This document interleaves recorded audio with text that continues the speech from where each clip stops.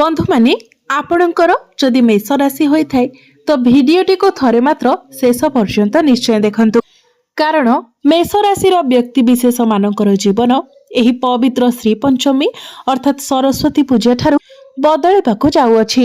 कारण ग्रह नक्षत्र मानकर चलन रे एक बहुत बड़ परिवर्तन हेबाक जाउछि। श्री पंचमी दुई दिन पूर्वर ही आपणक राशि अधिपति मंगल निजर राशि परिवर्तन करने को जाउछन्ते। एहा सहित शुक्र बुध एवं सूर्य मध्य आपणकर एकादश भाव अर्थात लाभ स्थान को गोचर करिवे, जहा फल रे आपणकर भाग्य रे एक बहुत बड़ परिवर्तन हेबाक जाउअछि। आपणक जीवन रे चलिथिबा समस्त दुख कष्ट एवं समस्यार अंत हेबाक जाउछि। तो आसंतु जानिबा एही पवित्र श्री पंचमी अर्थात सरस्वती पूजा ठारू आपणकर जीवन रे कोन सबु परिवर्तन आसीबाक जाउछि। तेबे एहा पूर्वरु जदि आपणकर मध्य मेष राशि होइथाय तो एही भिडियोटी को लाइक करी चैनल टी को सब्सक्राइब करि दियंतु एवं कमेंट बॉक्स रे भक्ति एवं श्रद्धार सहित जय श्री जगन्नाथ जय मां लक्ष्मी निश्चय लिखंतु। बंधु माने श्री पंचमी पूर्वरु सूर्य आपणकर एकादश भाव को चलन करिवे। तो जेते बेले सूर्य आपणकर एकादश भाव रे गोचर करिवे सूर्यंकर दृष्टि पंचम भाव उपरे रहिबो, जहा फल रे विद्यार्थी मानकु सेमानकर शिक्षा क्षेत्र रे बहुत अधिक सफलता मिलिबो। जेहेतु आपणकर पंचम भाव रे केतु गोचर करूछंती तो पाठ पढ़ारे आपणकर सेतेटा मन लागु नथिला, आपणकर माइंड डाइवर्ट हेउथिला। तो सूर्य जते बेले आपणकर एकादश भाव को चली आसीबे एवं तांकर स्वगृह को देखिबे तो विद्यार्थी मानक पई शुभ समय आसी जिवो। आपणको आपणकर शिक्षा क्षेत्र रे सफलता मिलिबो।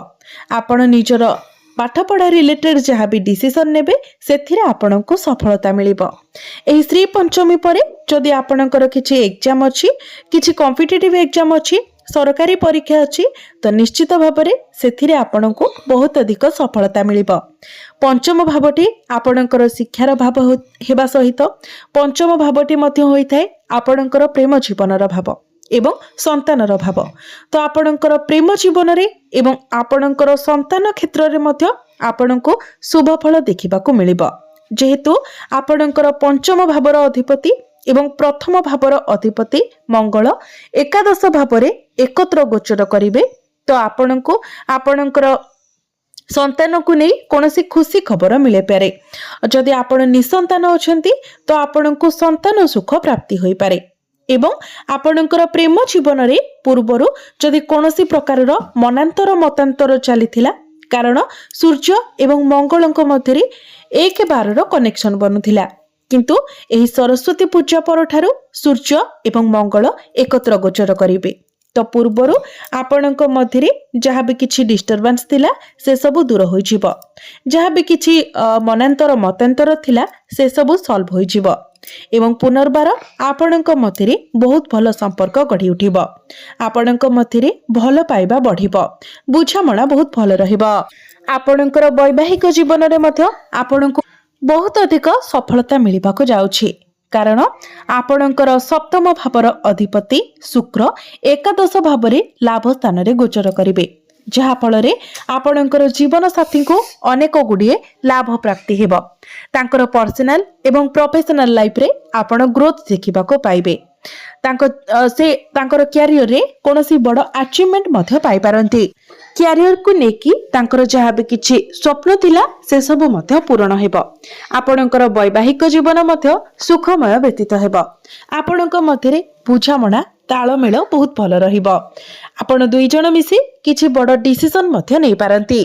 जेहेतु आपणकर प्रथम भावर अधिपति एवं सप्तम भावर अधिपति एकत्र गोचर करूछंती तो एहार प्रभाव रे आपणक मध्य रे कनेक्शन बहुत स्ट्रांग रहिबो। आपणक मध्य रे भल पाइबा मध्य मजबूत रहिबो। आपण आपणकर स्वास्थ्य रे मध्य बहुत अधिक उन्नति देखिबाकू पाइबे। पूर्वरु जदि आपणकर किछि भी स्वास्थ्य जनित समस्या थिला तो से सबु दूर होई जिवो एवं आपण निजको स्वास्थ्यवान अनुभव करिवे। एवं आपणकर भाग्य कथा जदि कहिबा तो सरस्वती पूजा परठारु आपणकर भाग्य रे लाभ प्राप्ति हेबो। जेहेतु आपणकर प्रथम भावर अधिपति मंगल लाभ स्थान रे गोचर करिवे एवं आपणकर भाग्य भावर अधिपति गुरुंकर दृष्टि आपणकर भाग्य भाव उपरे रहुछि। तो आपणको प्रत्येक क्षेत्र में आपणक भाग्यर साथ मिलिब। भाग्य संबंधित आपण जहाँ भी निर्णय नेबे सेथिरे आपणको सफलता मिलिब। भाग्य बल रे अल्प परिश्रम रे आपण अधिक सफलता पाई परिबे। आपण जो भी कार्य रे हाथ देबे सेथिरे आपणको सफलता मिलिब। पूर्वरु अटकी रहितिबा कार्य आपणकर आगको बढ़िब। कारण जेबे भी आपणकर भाग्य आपणको साथ देइथाय तो सेतेबेले माटी छुईले मध्य ताहा सोना पालटी जाइथाय। अर्थात एही समय आपण जहाँ भी डिसिजन नेबे सेथिरे आपणको सफलता मिलिब। एही सरस्वती पूजा परे आपणको कोनोसी बड़ धन लाभ मध्य होई पारे किंबा जदि आपण किछि बड़ इन्वेस्टमेंट करबाकू चाहुतिले तो ताहा मध्य आपण करि पारिबे। एही सरस्वती पूजा परे आपण किछि बड़ जिनिस किणा किणी करि पारंती। कोनोसी जमी भूमि प्रॉपर्टी इत्यादि रे डील करि पारंती। एही सरस्वती पूजा परे आपणको गृह रे कोनोसी शुभ मांगलिक कार्यर मध्य आयोजन होई पारे। तेबे मने रखंतु आपणको किंतु आपणकर बाणी आपणकर एग्रेशन उपरे कंट्रोल रखिबार अछि। एवं अन्य केही जदि आपणको कोनोसी इन्वेस्टमेंट करबा कथा कहउछंती तो सेते बेले बहुत भाबी चिंती धैर्यर सहित आपण डिसिजन नियंतु एवं आगको बढ़ंतु। हठात करे ए सब क्षेत्र रे अन्य कहार कथा रे पड़ी आपण किछि डिसिजन नियंतु नाही। कारण मंगल एवं राहु एकत्र हेबा कारणरो अंगारक दोषर निर्माण हेबो। तेणु अन्य कहार कथारे पड़ी आपण कोनोसी भूल डिसिजन नियंतु नाही। कैरियर कथा जदि कहिबा तो शनि आपणकर द्वादश भाव गोचर करुछंती किंतु बुध शुक्र सूर्य एवं मंगल एही चार प्रमुख ग्रह आपणकर एकादश भाव लाभ स्थान रे गोचर करिवे जहाँ आपणकर कैरियर को मजबूत बनाइबारे बहुत अधिक सहाय्य करिवो। शनि जेहेतु द्वादश भाव अछंती तो आपणक मध्यरे निहाती भाव कार्यभार अधिक रहिबो, रेस्पॉन्सिबिलिटी अधिक रहिबो। किंतु आपण जदि परिश्रम करूछंती तो आपणको बहुत अधिक सफलता मध्य मिलिबो। वर्तमान आपणको राशि रे शनि 7.5 चलीछि तो जदि शनि आपणको कुंडली रे बहुत भल स्थिति रे अछंती तो शनि एठारे आपणको रंकरु राजा मध्य बनाई पारंती। तो एही कथा को आखि सामने रे रखी आपण निजर कर्तव्य पथरे आगे चलंतु। कारण आपण जेते अधिक परिश्रम करिवे आपणको सेते अधिक सफलता मध्य मिलिबाकू जाउछि।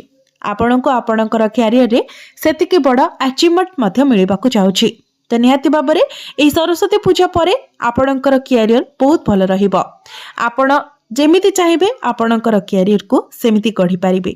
अर्थात आपण जे अनुसार परिश्रम करिवे आपणकर कैरियर को आपण सेते भल मोड़ देई पारिबे। बिजनेस कथा जदि कहबा तो जदि आपण डेली इनकम रो काम करूछंती तो आपणको पई बहुत भल रहिबो। आपणकर डेली इनकम रे ग्रोथ आसीबो। जदि आपण मार्केटिंग रो काम करूछंती, ऑनलाइन रो काम करूछंती, पब्लिक डीलिंग रो काम करूछंती, कंसल्टिंग रो काम करूछंती तो ए सब क्षेत्र रे आपणको बहुत अधिक सफलता मिलिबो। आपण किछि नूतन कार्यर मध्य आरंभ करि पारंती। तो मोटा मोटी भाबरे जदि देखिबा तो समस्त क्षेत्र रे एही श्री पंचमी अर्थात सरस्वती पूजा ठारो आपणको सफलता मिलिबाको जाउछि। ता आपणकर स्वास्थ्य रे हिउ, आपणकर शिक्षा क्षेत्र रे हिउ, प्रेम जीवन रे हिउ, आपणकर संतान क्षेत्र रे हिउ, आपणकर वैवाहिक जीवन रे हिउ, भाग्य रे हिउ, कैरियर रे हिउ, प्रत्येक क्षेत्र रे आपणको सफलता मिलिबाको जाउछि। तेबे अधिक शुभ फल प्राप्ति करबा पई आपण प्रत्येक दिन हनुमान चालीसा पाठ करंतु। प्रत्येक दिन मंगलंकर बीज मंत्र 108 थर जप करंतु। प्रत्येक दिन सकाळु आपण ओम नमः शिवाय मंत्र 108 थर जप करंतु एवं प्रत्येक दिन आपण उदित सूर्य को तंबा पात्र रे जलार्घ्य अर्पण करंतु। निश्चित भाबरे आपणको अधिक मात्रा रे शुभ फल प्राप्ति हेबो। तो बंधु माने आपणकर जीवन मंगलमय हो, यह ही ईश्वरଙ୍କ निकटरे मोर प्रार्थना। धन्यवाद।